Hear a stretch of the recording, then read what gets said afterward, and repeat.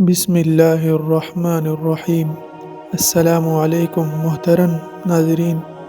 ایک مرتبہ ہارون رشید رحمۃ اللہ علیہ حج کو جا رہے تھے۔ راستہ میں کوفہ میں چند روز قیام کیا۔ جب وہاں سے روانگی کا وقت ہوا تو لوگ بادشاہ کی سواری کی سیر کے شوق میں شہر سے باہر بہت سے جمع ہو گئے۔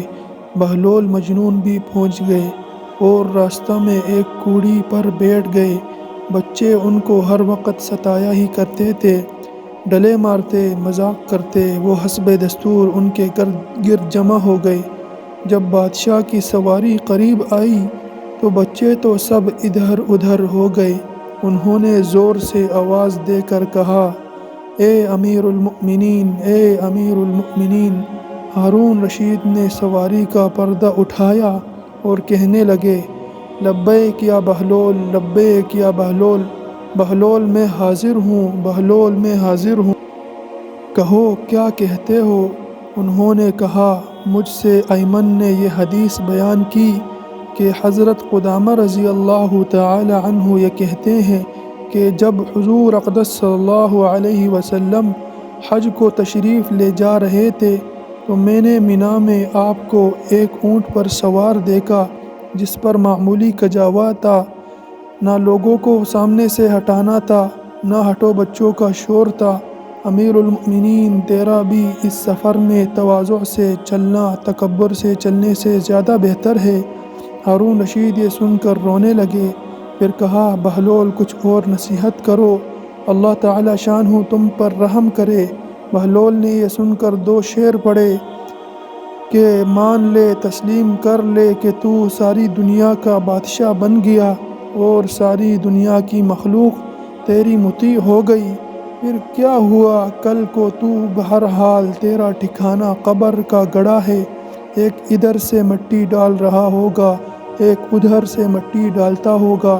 اس پر ہارون رشید پھر بہت روئے اور کہنے لگے، بہلول تم نے بہت اچھی بات کہی، کچھ اور کہو۔ بہلول نے کہا، امیر المؤمنین، جس شخص کو حق تعالی شانہ مال اور جمال یعنی حسن عطا کرے اور وہ اپنے مال کو اللہ تعالی کے راستے میں خرچ کرے اور اپنے حسن کو گناہوں سے محفوظ رکھے اور اللہ تعالی کے دیوان میں نیک لوگوں میں لکھا جاتا ہے۔ ہارون رشید نے کہا، تم نے بہت اچھی بات کہی، اس کا صلہ انعام ملنا چاہیے۔